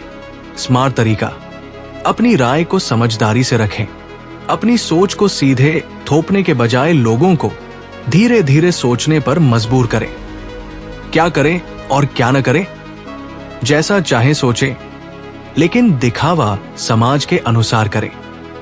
समाज के नियमों को पहचानें और उसके हिसाब से खुद को ढालें। अपनी अलग सोच को सही समय और सही मंच पर व्यक्त करें। शक्ति पाने के बाद अपनी सोच को धीरे धीरे लागू करें। बिना सोचे समझे अपनी सोच का प्रदर्शन न करें। भीड़ के सामने खुद को अलग दिखाने की कोशिश न करें, वरना आप पर हमला हो सकता है। सोच अपनी, लेकिन व्यवहार होशियारी से। अगर आप अपने विचारों को सही समय पर सही तरीके से जाहिर करेंगे तो आप अपने लक्ष्य तक आसानी से पहुंच सकते हैं। लेकिन अगर आप अपनी सोच को तुरंत सबके सामने रख देंगे तो समाज आपको हानि पहुंचा सकता है। याद रखिए, असली ताकत अंदर छुपी होती है, लेकिन दुनिया को तभी दिखानी चाहिए जब आप उसके लिए तैयार हों। Law 39, stir up waters to catch fish. हालात को भड़काइए और फायदा उठाइए। जो व्यक्ति अपनी भावनाओं पर काबू नहीं पा सकता वो हमेशा दूसरों के हाथों में खेलता है, लेकिन जो व्यक्ति दूसरों की भावनाओं को नियंत्रित करना जानता है वो हमेशा बाजी मारता है। कहानी, नेपोलियन बनाम रूस ठंड में खेली गई चाल। साल 1812, फ्रांस का महान शासक नेपोलियन बोनापार्ट रूस पर हमला करने के लिए निकल पड़ा। उसकी सेना विशाल थी, उसकी रणनीति बेजोड़ थी और वो खुद एक महान योद्धा था। लेकिन रूसियों ने सीधे युद्ध करने के बजाय एक अलग ही चाल चली। रूस की सेना ने पीछे हटना शुरू कर दिया और रास्ते में अपने ही शहरों को आग के हवाले कर दिया। उन्होंने अपनी जमीन से हर जरूरी सामान हटा दिया ताकि नेपोलियन की सेना को कोई संसाधन न मिले। धीरे धीरे फ्रेंच सैनिक भूख और ठंड से बेहाल होने लगे। रूसियों ने हालात को ऐसा बना दिया कि नेपोलियन की सेना गुस्से और हताशा में फंस गई। वे बिना लड़े ही हार के कगार पर आ गए और जब सही समय आया तो रूस की सेना ने हमला बोल दिया। नेपोलियन ने रूस को हराने के लिए हमला किया था, लेकिन खुद ही फंस गया। उसकी सेना भावनाओं में बह गई और वो गुस्से में सही फैसले नहीं ले पाया। नतीजा, इतिहास के सबसे बड़े सैन्य पराजयों में से एक। इस लॉ का मतलब, दूसरों को गुस्से में मत आने दीजिए, उन्हें खुद ही भड़कने दीजिए। अगर आप किसी को हरा नहीं सकते तो उसकी भावनाओं से खेलिए। जब इंसान गुस्से में होता है तो वो अक्सर गलत फैसले लेता है। यही सबसे बड़ा हथियार है। अगर आप खुद शांत रहेंगे और दूसरों को गुस्से में लाने का तरीका सीखेंगे तो आप हमेशा खेल में आगे रहेंगे। गुस्से में इंसान सोचने समझने की ताकत खो देता है और यही वक्त होता है जब आप उसे मात दे सकते हैं। आज के दौर में ये लॉ कैसे लागू होता है? 1. बिजनेस और कॉर्पोरेट दुनिया में आपने देखा होगा कि कई बार कंपनियां अपने प्रतिद्वंद्वियों को भड़काने के लिए विवादास्पद प्रचार करती है। वे जानते हैं कि गुस्से में आकर उनका विरोधी गलतियां करेगा और इससे उनका फायदा होगा। स्मार्ट तरीका, अगर आपका कोई कॉम्पिटिटर आप पर हमला कर रहा है तो भावनाओं में बहने के बजाय शांति से सही मौके का इंतजार करें। 2. राजनीति और मीडिया में। राजनीति में अक्सर बड़े नेता जनता की भावनाओं को भड़काते हैं ताकि वे किसी मुद्दे से ध्यान हटाकर अपने फायदे की चीजों पर ध्यान दिला सके। स्मार्ट तरीका, अगर कोई आपको गुस्से में लाने की कोशिश कर रहा है तो ठंडे दिमाग से सोचे बिना प्रतिक्रिया न दें। 3. निजी जीवन और रिश्तों में। कई बार रिश्तों में भी लोग आपको गुस्से में लाने की कोशिश करेंगे ताकि आपसे कोई गलत फैसला करवा सके। स्मार्ट तरीका, कभी भी गुस्से में कोई बड़ा फैसला न लें। शांत रहकर स्थिति को समझें और सही मौके का इंतजार करें। क्या करें और क्या न करें, दूसरों को गुस्से में लाने के लिए हालात को अपने फेवर में मोड़ें। खुद को हमेशा शांत और नियंत्रित रखें ताकि आप सही फैसले ले सकें। दूसरों की भावनाओं से खेलकर उन्हें गलतियां करने पर मजबूर करें। धैर्य रखें और सही समय पर अपनी चाल चलें। गुस्से में आकर जल्दबाजी में फैसले न लें। दूसरों के उकसाने पर प्रतिक्रिया न दें, बल्कि सोचे समझे कदम उठाएं। भावनाओं में बहकर अपने विरोधियों को फायदा न उठाने दें। शांत रहिए, दूसरों को भड़काइए। अगर आप अपने विरोधियों को गुस्से में ला सकते हैं और खुद शांत रह सकते हैं तो आप हमेशा जीत की ओर बढ़ेंगे। लोग जब भावनाओं में बहते हैं तो वे अपनी सबसे बड़ी गलतियां करते हैं और यही मौका होता है जब आप उन पर हावी हो सकते हैं। याद रखिए, पानी जितना ज्यादा हिलेगा, मछलियां पकड़ना उतना ही आसान होगा। लॉ 40, डेस्पाइज दी फ्री लंच। मुफ्त के खाने से बचें। कहानी शुरू होती है एक मशहूर बिजनेसमैन हेनरी फोर्ड से, जो अपनी मेहनत और दूरदर्शिता के लिए जाने जाते थे। एक दिन एक उद्योगपति ने फोर्ड को एक शानदार डिनर पर बुलाया और कहा, यह तुम्हारे सम्मान में है, तुम्हें यहां कुछ भी देने की जरूरत नहीं। फोर्ड मुस्कुराए, लेकिन उन्होंने विनम्रता से मना कर दिया। उनके दिमाग में एक बात साफ थी, मुफ्त की चीजों के पीछे अक्सर कोई न कोई चाल होती है। वो जानते थे कि ये डिनर असल में उनके प्रभाव और पैसे का उपयोग करने की एक चाल हो सकती है। उन्होंने कभी किसी पर एहसान नहीं लिया, क्योंकि उन्हें एहसानों के बोझ तले दबना पसंद नहीं था। अब जरा सोचिए, आपके जीवन में कितनी बार आपको मुफ्त चीजें मिली हैं। कोई दोस्त बिना मांगे मदद कर देता है, कोई अनजान व्यक्ति आपको बेवजह गिफ्ट देता है, या फिर कोई बिजनेस आपको कोई फ्री ट्रायल ऑफर करता है। इन सभी चीजों के पीछे एक ना एक उद्देश्य होता है। मुफ्त चीजें इंसान को आलसी बनाती है, उसकी निर्णय लेने की क्षमता पर असर डालती है, और सबसे खतरनाक बात, आपको किसी और के नियंत्रण में ले आती है। मुफ्त चीजें क्यों खतरनाक है? एहसान का बोझ। जब भी आप कोई चीज मुफ्त में लेते हैं तो सामने वाला आपसे बदले में कुछ न कुछ चाहता है। वो सही समय पर आपसे अपना फायदा निकाल सकता है। स्वाभिमान की हानि। जब आप बार बार मुफ्त चीजों पर निर्भर रहते हैं तो आपका आत्मविश्वास कमजोर होने लगता है। आप अपनी मेहनत और काबिलियत को कम आंकने लगते हैं। नियंत्रण खोना। जो लोग मुफ्त चीजों की आदत डाल लेते हैं वे अक्सर अपने फैसले खुद नहीं ले पाते। उन्हें कोई न कोई दिशा निर्देश देता रहता है और वे अपनी आजादी खो देते हैं। छिपे हुए खतरे। कई बार मुफ्त चीजों के पीछे कुछ ऐसा छुपा होता है जो बाद में आपको बहुत भारी पड़ सकता है। इतिहास से सीखें। अगर हम इतिहास में झांकें तो नेपोलियन बोनापार्ट भी मुफ्त के तोहफों को नापसंद करते थे। वे मानते थे कि जो भी राजा या नेता दूसरों के मुफ्त तोहफों और दान पर निर्भर रहते हैं, वे कभी शक्तिशाली नहीं बन सकते। उन्होंने हमेशा आत्मनिर्भरता को महत्व दिया और अपने बल पर साम्राज्य खड़ा किया। आधुनिक दुनिया में ये लॉ कैसे लागू करें? जब भी कोई आपको कोई चीज मुफ्त में दे, पहले सोचें कि इसके पीछे क्या उद्देश्य हो सकता है। मुफ्त की चीजें लेने की बजाय खुद की मेहनत से चीजें हासिल करें। बिजनेस और करियर में फ्री ऑफर्स और मुफ्त सेवाओं से सतर्क रहें, क्योंकि ये आपको लंबे समय में नुकसान पहुंचा सकती है। आत्मनिर्भर बने और कभी भी दूसरों पर जरूरत से ज्यादा निर्भर न हो। अगर आप अपनी जिंदगी में सच में सफल होना चाहते हैं तो मुफ्त के चक्कर में न पड़े। ये लॉ हमें सिखाता है कि स्वाभिमान और आत्मनिर्भरता ही असली ताकत है। जो लोग मुफ्त चीजों के पीछे भागते हैं, वे धीरे धीरे अपनी आजादी और सम्मान दोनों खो देते हैं। इसलिए अगली बार जब कोई आपको बिना वजह कुछ मुफ्त में देने की कोशिश करे, तो पहले सोचें, क्या ये वाकई मेरे लिए फायदेमंद है या ये किसी और की चाल है। Law 41। Avoid stepping into a great man's shoes. महान व्यक्ति की छाया से बाहर निकले कहानी की शुरुआत होती है अलेक्जेंडर द ग्रेट से। जब उन्होंने अपने पिता राजा फिलिप II की जगह सिंहासन संभाला, तो पूरी दुनिया को उम्मीद थी कि वे भी अपने पिता के नक्शे दम पर चलेंगे। लेकिन अलेक्जेंडर ने कुछ अलग किया। उन्होंने अपने पिता की नीतियों को दोहराने के बजाय एक नई पहचान बनाई। उन्होंने ग्रीस से आगे बढ़कर पूरी दुनिया को जीतने का सपना देखा। यही गलती कई शासक और नेता करते हैं। वे अपने पूर्वजों की छाया में ही जीते रहते हैं। वे समझते हैं कि अगर वे उसी राह पर चलेंगे तो वे भी उतने ही सफल होंगे। लेकिन हकीकत यह है कि अगर आप किसी महान व्यक्ति की छवि में ही सिमटे रहेंगे तो लोग आपको कभी अलग पहचान नहीं देंगे। महान लोगों की छाया में क्यों नहीं रहना चाहिए?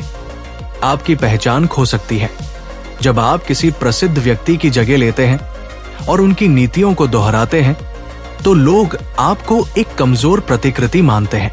आपकी तुलना हमेशा होगी। अगर आप उन्हीं के रास्ते पर चलते हैं तो लोग आपको उनसे मापने लगते हैं और शायद ही कोई उनकी बराबरी कर पाए। आपको अपनी नई राह बनानी होगी। सफलता उन्हीं को मिलती है जो कुछ नया करते हैं, न कि जो दूसरों के पदचिन्हों पर चलकर अपना अस्तित्व मिटा देते हैं। इतिहास से सीखें। लुई 14 और लुई 15 फ्रांस का सबसे शक्तिशाली राजा लुई 14 था, जिसे सूर्य राजा कहा जाता था। जब उसके उत्तराधिकारी लुई 15 ने सत्ता संभाली तो उसने अपने दादा की नकल करने की कोशिश की, लेकिन असफल रहा। लोग उसे कभी महान नहीं मान पाए। स्टीव जॉब्स और टिम कुक। जब स्टीव जॉब्स की मृत्यु के बाद टिम कुक ने एप्पल की कमान संभाली, तो उन्होंने कंपनी को जॉब्स की रणनीति पर चलाने के बजाय अपनी अलग पहचान बनाई। वे नए आइडियाज लेकर आए और एप्पल को नई ऊंचाइयों तक पहुंचाया। आज के दौर में ये लॉ कैसे लागू करें? अगर आप किसी बड़ी कंपनी में अपनी जगह बना रहे हैं, तो सिर्फ अपने पूर्ववर्ती की नकल मत करें। अपनी खुद की पहचान विकसित करें। बिजनेस में अगर आप किसी सफल व्यक्ति की नकल करेंगे तो लोग आपको उनकी कॉपी समझेंगे। कुछ नया करने की कोशिश करें। जीवन में जब भी कोई आपको ये कहे कि तुम्हें उनके जैसा बनना चाहिए, तो याद रखें कि आपकी अपनी पहचान सबसे अनमोल है। अगर आप सच में आगे बढ़ना चाहते हैं तो दूसरों के नक्शे दम पर चलने के बजाय अपनी राह खुद बनाएं। इतिहास गवाह है कि जो लोग किसी महान व्यक्ति की छाया में जीते हैं, वे कभी महान नहीं बन पाते। अपनी अलग पहचान बनाइए, अपनी अलग कहानी लिखिए, तभी लोग आपको याद रखेंगे। Law 42। Strike the shepherd and the sheep will scatter. नेता को हटाओ, भीड़ बिखर जाएगी। कहानी शुरू होती है प्राचीन रोम से। रोम का एक शक्तिशाली जनरल था स्पार्टकस। वो एक गुलाम था, लेकिन उसने एक बगावत खड़ी की जिसने पूरे रोम को हिला कर रख दिया। हजारों गुलामों ने उसे अपना नेता मान लिया और रोम की ताकत को खुली चुनौती दी। रोमनों को डर था कि अगर उन्होंने स्पार्टकस को नहीं रोका तो ये विद्रोह कभी खत्म नहीं होगा। इसलिए उन्होंने सीधा हमला उसके सैनिकों पर करने के बजाय खुद स्पार्टकस को खत्म करने की योजना बनाई। और वही हुआ। जैसे ही स्पार्टकस मारा गया, उसकी सेना बिखर गई। लड़ाई वही खत्म हो गई, क्योंकि नेता के बिना अनुयायी दिशाहीन हो जाते हैं। समस्या की जड़ पर वार करें। जब भी कोई संगठन, आंदोलन या विद्रोह खड़ा होता है तो उसकी जड़ एक नेता होता है। भीड़ को नियंत्रित करने के लिए आपको सबसे पहले उसके मार्गदर्शक को खत्म करना होगा। इतिहास में जितने भी बड़े आंदोलन हुए हैं, वे तभी रुके जब उनका नेता कमजोर या नष्ट हो गया। जूलियस सीजर, जब रोम के सीनेट सदस्यों को लगा कि सीजर की ताकत बहुत बढ़ रही है, तो उन्होंने पूरे रोम से नहीं, बल्कि सिर्फ सीजर को खत्म करने की साजिश रची। गैंग्स और माफिया ग्रुप्स पुलिस जब भी किसी बड़े गैंग को खत्म करना चाहती है तो पूरे गैंग के पीछे नहीं भागती। वे बस उनके लीडर को पकड़ लेते हैं और बाकी का नेटवर्क अपने आप बिखर जाता है। इस लॉ को आज के समय में कैसे लागू करें? अगर कोई व्यक्ति आपकी टीम या संगठन में समस्या खड़ी कर रहा है तो पूरे समूह से लड़ने के बजाय बस उस व्यक्ति को नियंत्रित करें। अगर आपको किसी प्रतियोगिता या विरोध का सामना करना पड़ रहा है तो उसके सबसे ताकतवर व्यक्ति को कमजोर करें। बाकी सब खुद ही गिर जाएंगे। यदि आपके करियर में कोई आपको रोक रहा है तो पूरे सिस्टम को बदलने के बजाय बस उस व्यक्ति को मैनेज करने का तरीका खोजें। हर संगठन, हर आंदोलन, हर विद्रोह की ताकत उसके नेता से आती है। अगर आप किसी समस्या का जड़ से समाधान चाहते हैं तो पूरी भीड़ से लड़ने के बजाय सिर्फ नेता पर ध्यान दें। एक बार जब आप चरवाहे, नेता को हटा देंगे तो भेड़े, अनुयायी अपने आप बिखर जाएंगी। Law 43, work on the hearts and minds of others. लोगों के दिल और दिमाग पर राज करें। साल 1191 इंग्लैंड का राजा रिचर्ड द लॉयन हार्ट और मुस्लिम सेनापति सलादीन तीसरे क्रूसेड में आमने सामने थे। दोनों ही बेहद ताकतवर थे, लेकिन सलादीन ने सिर्फ तलवार से नहीं बल्कि समझदारी से युद्ध लड़ा। जब रिचर्ड बीमार पड़ा तो सलादीन ने अपने सबसे बेहतरीन डॉक्टर और ताजा फल उसके पास भेजे। ये देखकर रिचर्ड के मन में सलादीन के लिए सम्मान जाग उठा। युद्ध के मैदान में जहां तलवारें टकरा रही थी, वहीं मन और दिल पर कब्जा करने का एक गुप्त खेल भी खेला जा रहा था। ताकत सिर्फ डर से नहीं, सम्मान से भी आती है। अक्सर लोग सोचते हैं कि अगर वे डर पैदा करेंगे तो वे ताकतवर बन जाएंगे, लेकिन ये ताकत अस्थायी होती है। अगर आप सच में किसी पर नियंत्रण चाहते हैं तो उनके दिल और दिमाग पर कब्जा करना होगा। नेपोलियन, उसने सिर्फ तलवार के दम पर जीत हासिल नहीं की, बल्कि अपने सैनिकों को ऐसा महसूस कराया कि वे इतिहास रच रहे हैं। अकबर, उसने तलवार से ज्यादा अपनी नीतियों से राजाओं का दिल जीता और मुगल साम्राज्य को इतना बड़ा बनाया। लोगों के दिल और दिमाग पर कैसे राज करें? सम्मान दीजिए, सम्मान पाइए। जब आप लोगों को उनकी अहमियत का एहसास कराते हैं तो वे आपके लिए वफादार बन जाते हैं। भावनाओं को समझिए। हर इंसान अपनी भावनाओं से चलता है। अगर आप किसी के दिल तक पहुंच सकते हैं तो उसके फैसलों को भी प्रभावित कर सकते हैं। गहरी कनेक्शन बनाइए। सिर्फ हुक्म देना आपको ताकतवर नहीं बनाएगा, लेकिन अगर लोग आपसे जुड़ा महसूस करेंगे तो वे आपके लिए सब कुछ करने को तैयार होंगे। सिर्फ डर से लंबे समय तक राज नहीं किया जा सकता।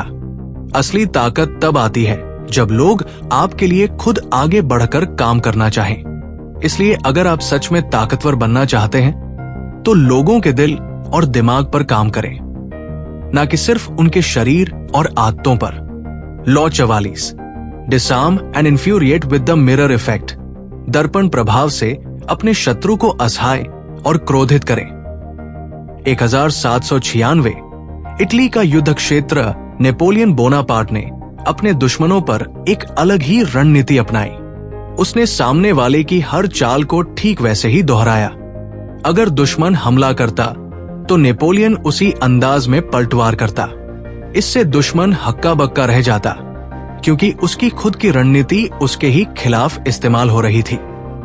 ये थी मिरर स्ट्रैटेजी, सामने वाले की हरकतों को हूबहू दोहराकर उसे असहाय और गुस्से में भर देना। आईने की तरह पलटवार क्यों असरदार होता है? जब कोई आपको चकमा देने की कोशिश करता है और आप ठीक वैसा ही जवाब देते हैं तो वो खुद उलझ जाता है। लोग अपने हथकंडों से दूसरों को फंसाना चाहते हैं, लेकिन जब वही हथकंडे उन पर आजमाए जाते हैं तो वे बौखला जाते हैं। ब्रूस ली अपनी लड़ाइयों में सामने वाले की हर चाल को हूबहू कॉपी करते थे, जिससे विरोधी उलझन में पड़ जाता था। अकबर के दरबार में बीरबल, जब कोई दरबारी बीरबल को बेवकूफ बनाने की कोशिश करता तो बीरबल भी वही तर्क सामने रख देता, जिससे वो खुद फंस जाता। मिरर इफेक्ट का इस्तेमाल कैसे करें? दुश्मन की रणनीति को पहचाने, सामने वाले की चाल को समझे और उसे उसी के अंदाज में जवाब दे। उसे खुद के जाल में फंसने दे। जब लोग देखें कि आप उनकी ही रणनीति इस्तेमाल कर रहे हैं तो वे खुद उलझन में पड़ जाएंगे। उन्हें गुस्से में लाएं, लेकिन आप शांत रहें। जब लोग गुस्से में होते हैं तो गलतियां करते हैं। ये आपके लिए फायदेमंद होगा। सबसे चालाक व्यक्ति वही होता है जो बिना एक भी शब्द बोले सामने वाले को उसकी चाल में ही फंसा दे। मिरर इफेक्ट का सही इस्तेमाल करके आप न केवल अपने दुश्मनों को असहाय कर सकते हैं, बल्कि उन्हें क्रोधित करके खुद ही गलतियां करने पर मजबूर कर सकते हैं। बस याद रखें, असली ताकत शांति और समझदारी में होती है, न कि केवल शक्ति प्रदर्शन में। Law 45, preach the need for change but never reform too much at once. परिवर्तन की आवश्यकता पर जोर दें, लेकिन एक बार में बहुत अधिक सुधार न करें। फ्रांस 1789 क्रांति की आग भड़की और राजा लुई 16वें की सत्ता उखाड़ फेंकी गई। लोग बदलाव चाहते थे, पर जब नया शासन आया तो उन्होंने पुराने रीति रिवाजों को पूरी तरह मिटाने की कोशिश की। हर परंपरा को तोड़ने की जल्दबाजी में उन्होंने न केवल विरोधी बल्कि अपने समर्थकों को भी नाराज कर दिया। नतीजा अराजकता और फिर एक और नया शासक नेपोलियन। परिवर्तन जरूरी है, लेकिन धैर्य भी उतना ही महत्वपूर्ण। लोग बदलाव को पसंद तो करते हैं, लेकिन अचानक से उनकी जड़ों को हिलाना उन्हें असहज कर सकता है। अगर आप अपने संगठन, रिश्ते या समाज में कोई सुधार लाना चाहते हैं तो इसे धीरे धीरे और सावधानी पूर्वक करें। उदाहरण, जब भारत में नोटबंदी हुई तो इसका उद्देश्य अच्छा था, लेकिन अचानक लिए गए इस फैसले से लोग परेशान हो गए। इससे हमें यह सीखने को मिलता है कि सुधार लाना हो तो उसे जनता की मानसिकता और उनकी आदतों को ध्यान में रखते हुए लागू करना चाहिए। स्टीव जॉब्स और एप्पल। जब स्टीव जॉब्स ने एप्पल में नए उत्पाद लाए तो उन्होंने एकदम से पूरे सिस्टम को नहीं बदला। वे धीरे धीरे बदलाव लाते गए ताकि ग्राहक और कर्मचारी सहजता से उसे अपना सके। कैसे अपनाएं इस रणनीति को? बदलाव का समर्थन करें, लेकिन लोगों की भावनाओं का सम्मान करें। छोटे छोटे सुधार करें ताकि लोग आसानी से उन्हें अपना सकें। परंपराओं को एकदम खत्म करने की जगह उन्हें धीरे धीरे नया रूप दें। यदि आप चाहते हैं कि लोग किसी नए विचार या व्यवस्था को स्वीकार करें तो धीरे धीरे और सोच समझ कर बदलाव करें, वरना आप उन्हें विरोध के लिए मजबूर कर देंगे और आपका बदलाव कभी सफल नहीं हो पाएगा। Law 46, never appear to perfect. कभी भी खुद को अत्यधिक परफेक्ट मत दिखाइए। फ्रांस के दरबार में एक नौजवान था, निकोलस फॉकेट। वो अत्यधिक बुद्धिमान, आकर्षक और सबसे जरूरी बात, राजा लुई 14वें का सबसे प्रिय मंत्री था। लेकिन वो एक गलती कर बैठा। वो खुद को राजा से भी ज्यादा महान दिखाने लगा। उसने एक भव्य महल बनाया और उसमें ऐसी शानदार दावत दी कि खुद राजा को ईर्ष्या होने लगी। नतीजा, कुछ ही दिनों में उस पर भ्रष्टाचार के झूठे आरोप लगे। उसे गिरफ्तार किया गया और जिंदगी भर के लिए जेल में डाल दिया गया। जब आप बहुत परफेक्ट दिखते हैं तो लोग आपसे नफरत करने लगते हैं। अगर आप हर चीज में बेस्ट बनने की कोशिश करेंगे तो लोग आपको सहन नहीं कर पाएंगे। वे सोचेंगे कि आप उन्हें नीचा दिखा रहे हैं या उनका महत्व कम कर रहे हैं। दुनिया में ऐसे कई उदाहरण हैं जहां किसी ने अपनी श्रेष्ठता बहुत ज्यादा दिखाने की कोशिश की और अंत में उसका पतन हो गया। महाभारत का उदाहरण, अभिमन्यु ने चक्रव्यूह में घुसने की कला सीख ली थी, लेकिन बाहर निकलने की नहीं। जब उसने अपनी युद्ध कला में खुद को श्रेष्ठ साबित करने की कोशिश की तो विरोधियों ने मिलकर उसे घेर लिया और पराजित कर दिया। कॉर्पोरेट दुनिया में कई कंपनियों में ऐसा होता है कि एक कर्मचारी बहुत तेजी से सफलता की सीढ़ियां चढ़ने लगता है। अगर वो सावधान नहीं रहता और अपने सहयोगियों की भावनाओं को नहीं समझता तो वही लोग उसे गिराने की कोशिश करने लगते हैं। तो क्या करें? थोड़ा विनम्र बने। हमेशा ऐसा दिखाएं कि आप भी गलतियां कर सकते हैं और सीखने की कोशिश कर रहे हैं। लोगों को अपनी ताकत का एहसास खुद करने दें। जोरज बरदस्ती न करें। सभी को महत्व दें। जब आप आगे बढ़े तो दूसरों को भी अपने साथ लेकर चलें, वरना वे आपको गिराने की कोशिश करेंगे। बहुत ज्यादा परफेक्ट बनने की कोशिश मत कीजिए, क्योंकि दुनिया उन लोगों को पसंद नहीं करती जो उन्हें अपने सामने तुच्छ महसूस कराते हैं। खुद को इंसान ही बनाए रखिए, तभी लोग आपको स्वीकार करेंगे और आपका साथ देंगे। Law 47, do not push victory too far. जीत मिलने के बाद भी हद से ज्यादा आगे न बढ़े। ये कहानी सिकंदर महान की है, एक ऐसा योद्धा जिसने पूरी दुनिया को जीतने का सपना देखा था। उसने ग्रीस, मिस्र, फारस और भारत तक अपना साम्राज्य फैला लिया। लेकिन जब वो भारत पहुंचा तो उसके सैनिक थक चुके थे। उन्होंने आगे बढ़ने से इनकार कर दिया। लेकिन सिकंदर रुका नहीं। उसकी ये जिद अंत में उसी के लिए घातक साबित हुई। जल्द ही बीमारियों और विद्रोह ने उसे घेर लिया और मात्र 32 साल की उम्र में उसकी मौत हो गई। अगर उसने अपनी जीत को संभालने की कला सीखी होती तो शायद इतिहास कुछ और होता। जीत मिलने के बाद भी संयम रखना जरूरी क्यों है? जब कोई व्यक्ति, नेता या संगठन जीत हासिल करता है तो अक्सर वे खुद को अजेय समझने लगते हैं। ये अहंकार धीरे धीरे उन्हें गलतियां करने पर मजबूर कर देता है।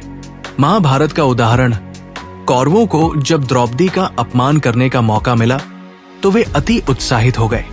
वे पहले ही पांडवों को हराकर जीत चुके थे, लेकिन अपनी जीत को संभाल नहीं पाए और द्रौपदी का चीरहरण करने लगे। यही उनकी सबसे बड़ी भूल थी, जिसने अंततः महाभारत के युद्ध को जन्म दिया। बिजनेस में कई कंपनियां अपने शुरुआती सफलता के बाद बहुत आक्रामक हो जाती है। वे सोचती है कि अब उन्हें कोई हरा नहीं सकता, लेकिन जब वे ज्यादा निवेश करने लगती है या गलत फैसले लेने लगती है तो वही सफलता उनके पतन का कारण बन जाती है। तो क्या करें? जीत के नशे में अहंकारी न बने। जीत को स्थायी बनाने के लिए सोच समझ कर अगला कदम उठाएं।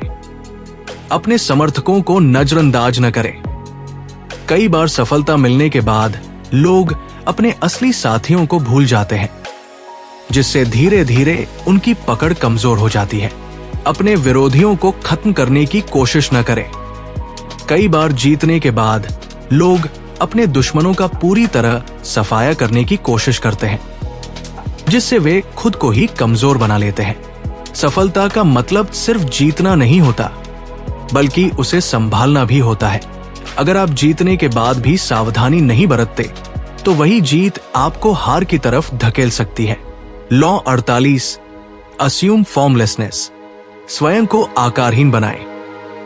कहते हैं कि पानी अपना रास्ता खुद बना लेता है।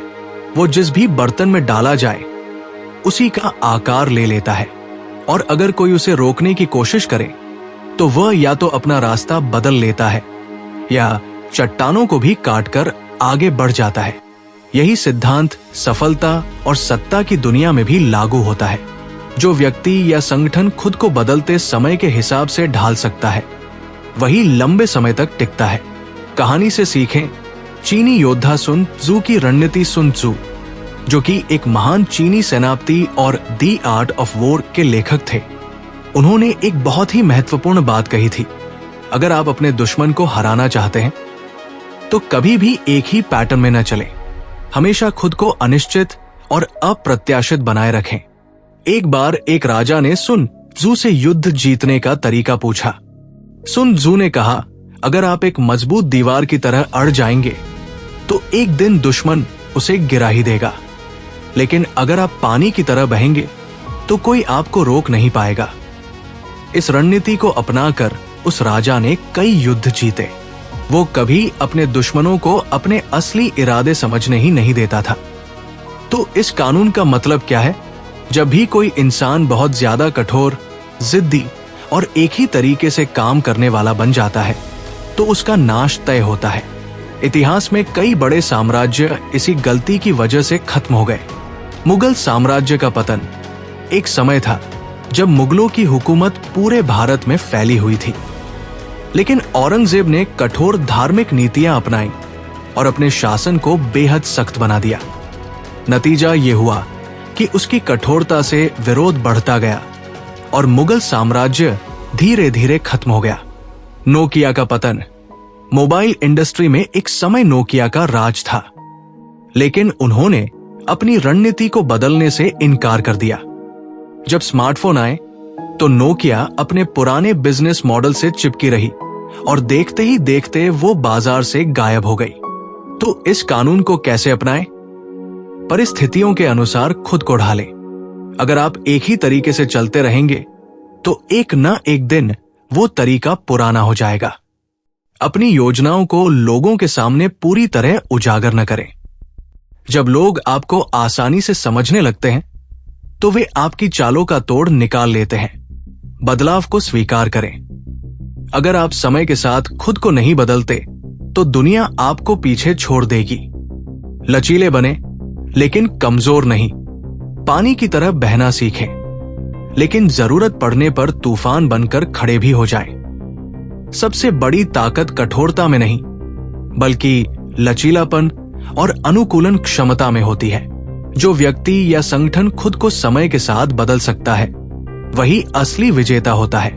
दोस्तों, अगर आपको यह सीरीज पसंद आ रही है और आप अपनी लाइफ में पावरफुल बनना चाहते हैं तो इस वीडियो को लाइक करें।